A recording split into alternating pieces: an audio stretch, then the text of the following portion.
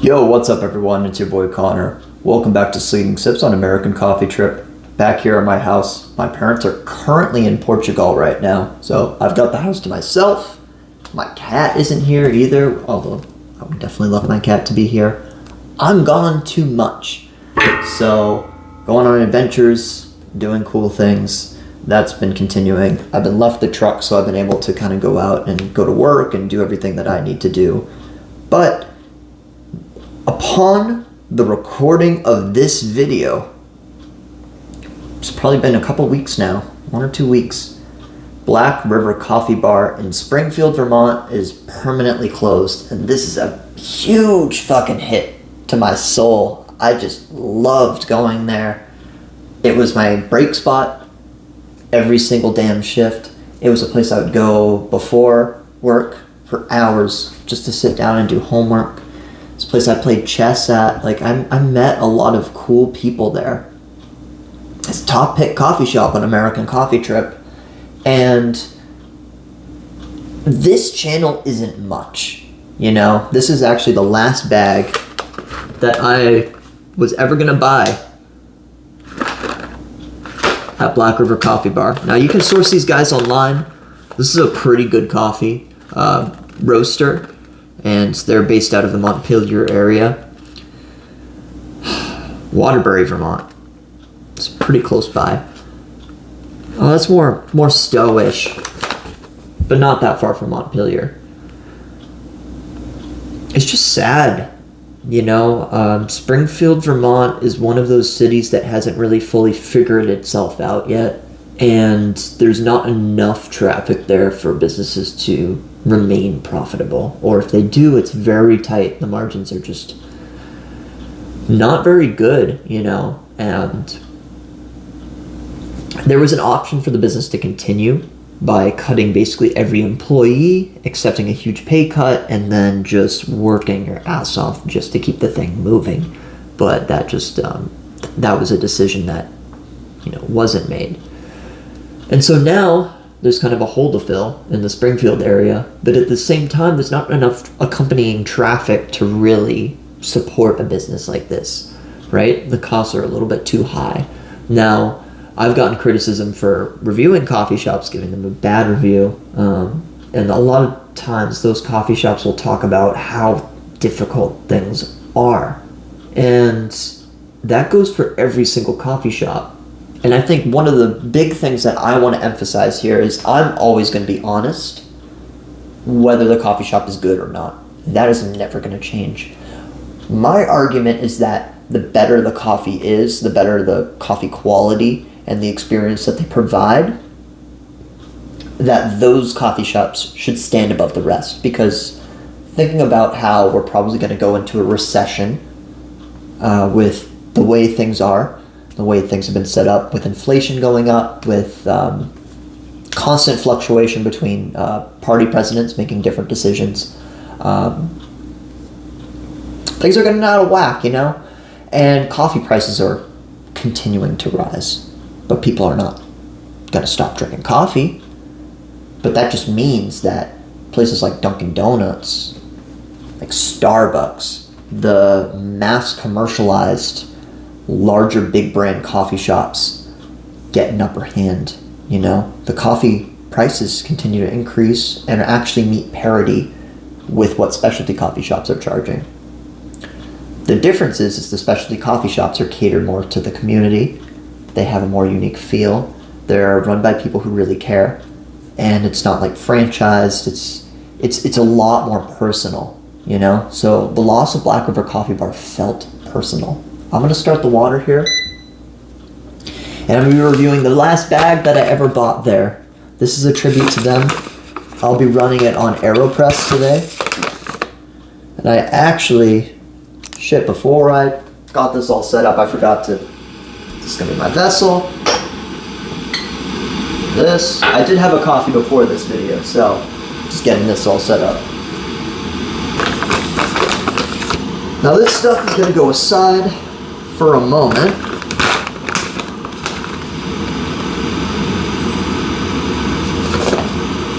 This is a single origin Ethiopia.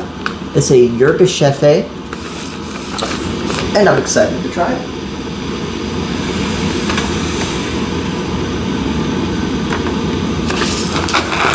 Ethiopia Conga.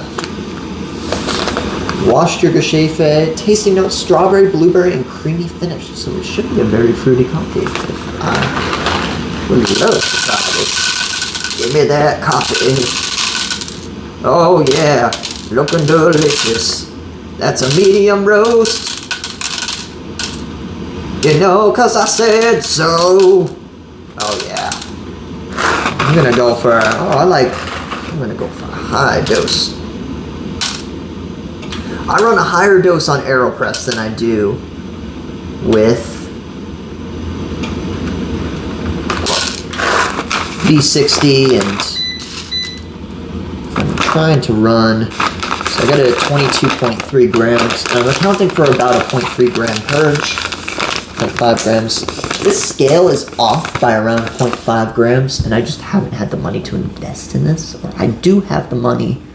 I'm just a lot better at budgeting now, and I'm not in a terrible survival cycle where I'm stressed to my brink, which is nice, and that's saying a lot in today's day and age with the rise of cost of living and everything like that. I got my grinder here.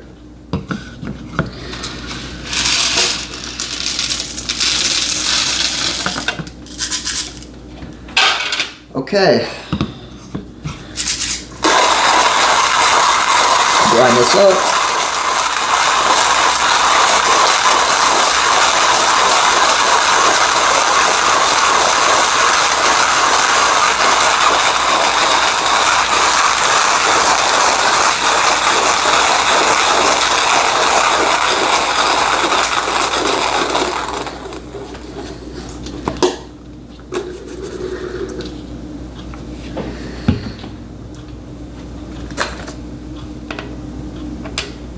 This is finals week for me, so I'm spending the next couple days kind of doing a minimal amount of homework and just getting set up, quite behind on math.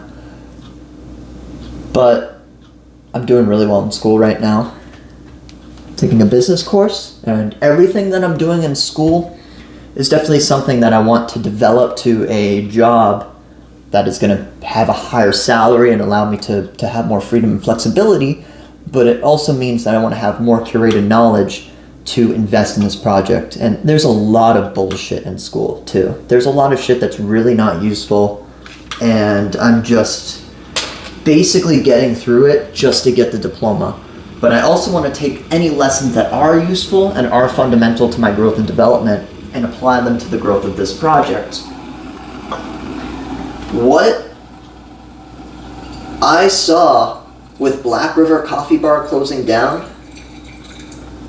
is something that I want to prevent to the best of my ability.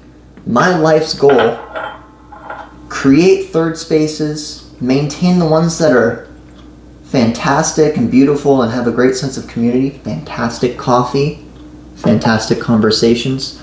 These third spaces are fundamental in our society. They take us off of our phones. You're watching this video right now through a phone, and I want you to get damn off your phone. Do these recordings in the woods, in nature. We need to get closer to the things that bring life, that bring value to us. Right?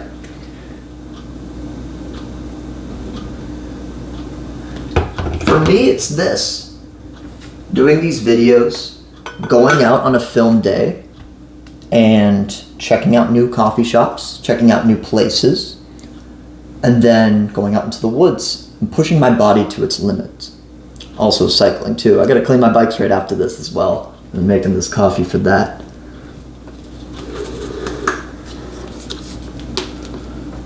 A lot of loose odds and ends stuff today. You know, another thing that I'm also doing is prepping for another ultra. I will be doing more hiking content from the time of this recording. It's gonna slow down until about late June. There'll be some hiking content, but focusing on, because I've spent a decent amount of money on recuperating some money and getting ready for the NYC trip that's going to come up. There's no defined date yet, but I'm looking at late June to go down to New York City. It was going to be early May, but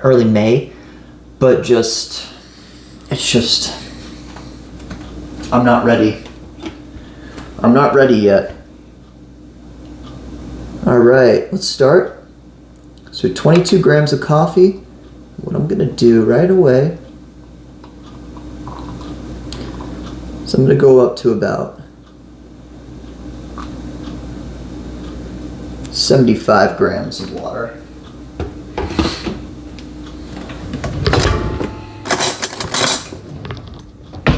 I like brewing an Aeropress coffee quite strong. I'm letting the water sit here in the vessel a little bit.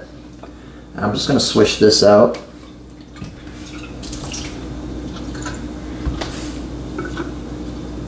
I've used probably around 3 or 4 recipes on the Aeropress, and this is by far my favorite one. It's just really creating that concentrate. I like the inverted method for immersion brewing and getting a little bit more of those oils to saturate during extraction. And then I'm going to wait till right about 1 minute. I'm going to give my stirs. That crust traps in some of those gases and anything from releasing. I'm going to give it a little stir. I'm kind of giving it little stabs with my spoon, a little bit of scoops.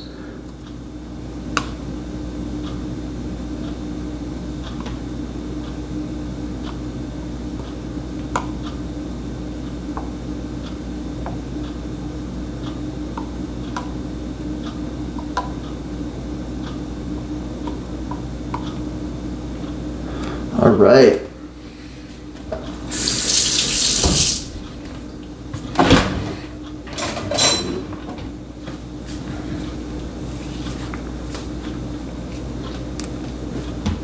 I'm going to heat the water back up too, because what I'm also accounting for as well, so you've got 93 degrees Celsius water, which is basically what I use for everything except Chemex. I run about 96 degrees Celsius, and the French press I think I want to run a little bit higher as well.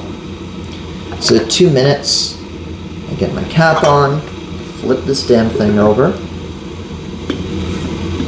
invert. I'm taking my time with this. We're at like 2 minutes 15, and I want final extraction to sit around the same time that I would do any good pour over.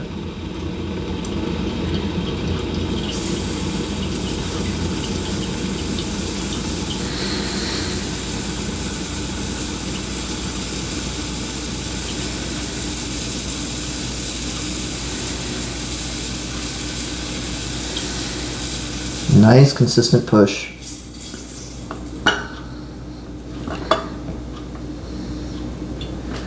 Okay, we got 75 grams of concentrated coffee, very small amount. I'm going to turn this scale off, turn it back on,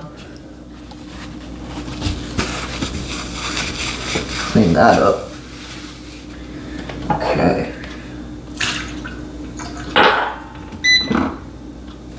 And so now I'm just going to add another 100 grams of water.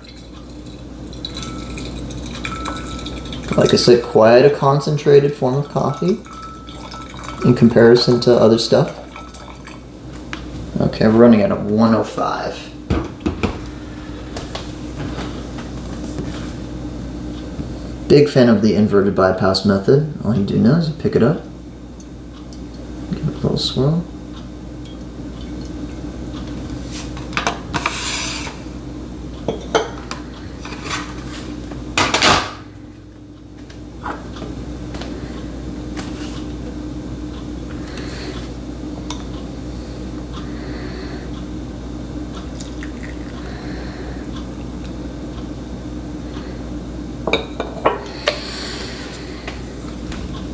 All right. Oh, I like that. That's some good coffee right there, and it's about to taste amazing. I'm extra amped and extra hyped because I've been bulking my body today, eating a bit more food than I normally eat. My appetite's been kind of slowing down ever since I did the presidential traverse, which is a video you guys will probably be blown away by. As of any Northeast Ultra 8 Ultra Presidential Traverse video, guy that really started following me recently, not on American Coffee Trip, but on my main Instagram page, Brian Hikes All Day. Love watching his content. He's done all the Ultra 8, and I just watched his video on the next Ultra that I'm about to do. I'm not going to reveal it in this video, because what's the fun in that? You guys are just going to fucking see it and see what I'm living in. But it's fun. I'm super excited.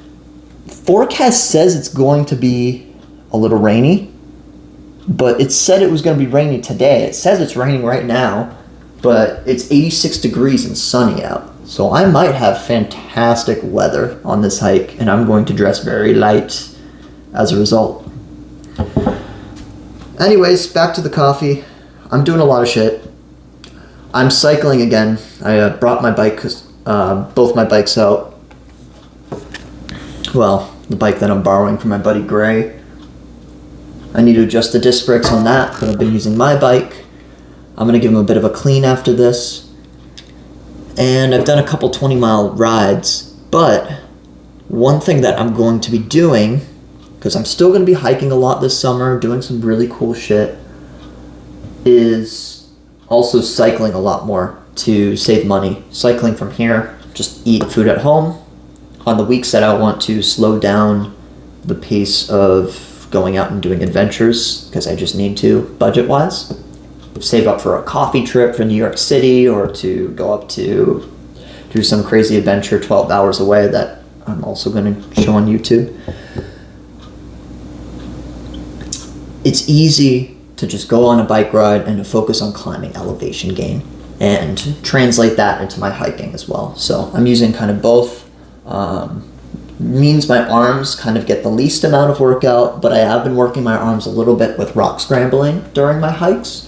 I really like to focus on trails that are very difficult, and this summer in particular, bagging the Adirondacks, I would like to focus on trying to climb some of the slides and some of the off-trail stuff. There's a slide that goes up Whiteface Mountain. There is a slide called Macomb Slide, which is in the Dix Range, that goes up that. And the one that I'm most excited about, all the good ones are in the Adirondacks. There's a couple in the Whites, North Side, North Tri-Pyramid, Huntington Ravine. This is a Class 4 climb. Class 4, Huntington Ravine's a Class 3. Mount Colden in the High Peaks Wilderness, which is kind of near, it's in between Avalanche Lake and Mount Marcy. There is an off-trail hike. You climb up the trail a little bit, you diverge, go on the other side. It's a carved out rock formation inside, on the side facing Avalanche Lake. It's called the Colden Trap Dyke. And that's something I want to do this summer with a friend that's crazy enough to do it. I'm starting to meet some crazy people. I love doing what I do. And is it that crazy when we all stare at our phones and doom scroll our lives away on Instagram? I don't know. Tell me in the comment section below if I'm insane or not.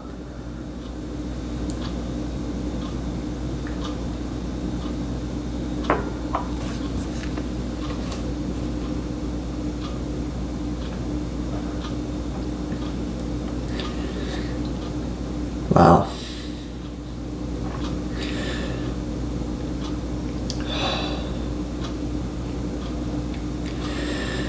So those tasting notes do come out pretty prominently. It's a very creamy, just easy coffee.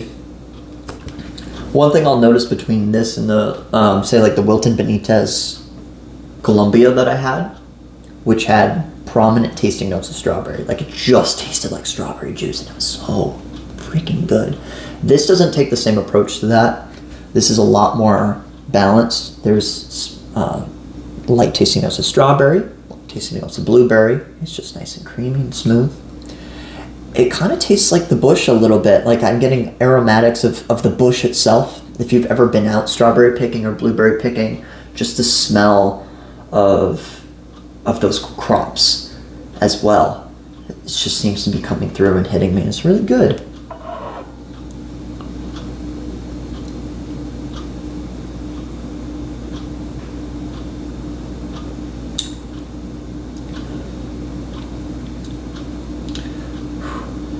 This is perfectly dialed in right off the get-go.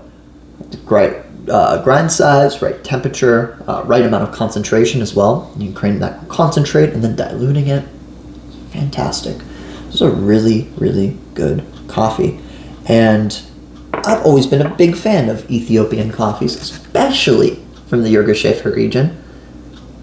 It is not unheard of. It is known that the Yirgacheffer region is famous, fantastic for coffee growing. And it really shows. A lot of coffee roasters choose to do it. A lot of specialty coffee roasters. So I give this a big thumbs up. Tried it on the Aeropress. My buddy Brian, who I dragged him in and he fully embraced the coffee life. He got the new glass Aeropress, which is like $150. It's like, god damn, that's expensive. Since I already got an Aeropress, I'm not gonna even think about throwing money into that. Nor am I gonna buy any. I'm not gonna buy any coffee brewers for a long ass time. I have too much shit to do this year. Too many fun adventures to go on. Too many videos to record. And I've got plenty of content that I can make right here at home. So, if you enjoyed this video, give a like, thumbs up, drop a comment in the section below, bully me, praise me, tell me something interesting. I'm here for it. I respond to every damn comment. So with that being said, guys, I will see you in the next video. Bye-bye.